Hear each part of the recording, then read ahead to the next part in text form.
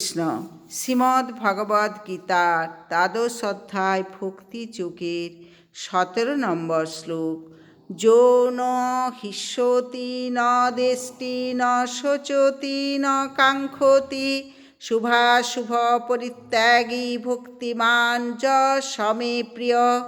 অনুবাদ: যিনি প্রিয় বস্তুর প্রাপ্তিতে হিষ্ট হন না এবং অপ্রিয় বস্তুর প্রাপ্তিতে দ্বেষ করেন না, যিনি প্রিয় বস্তুর বিয়োগে শোক করেন না, অপ্রাপ্ত ইষ্ট বস্তু আকাঙ্ক্ষা করেন না এবং শুভ অশুভ সমস্ত কর্ম পরিত্যাগ করেছেন এবং যিনি ভক্তিযুক্ত, তিনি আমার প্রিয় ভক্ত।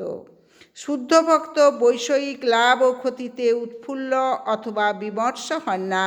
তিনি পুত্র অথবা শিষ্য লাভের আকাঙ্ক্ষা করেন না এবং তা না পেলে তিনি দুঃখিতও হন না।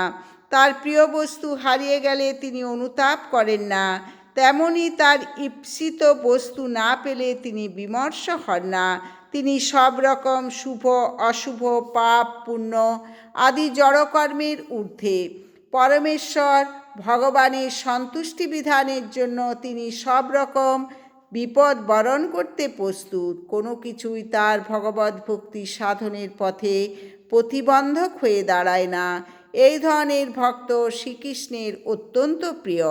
হরে কৃষ্ণ কৃষ্ণ কৃষ্ণ হরে হরে, হরে রাম রাম রাম হরে হরে।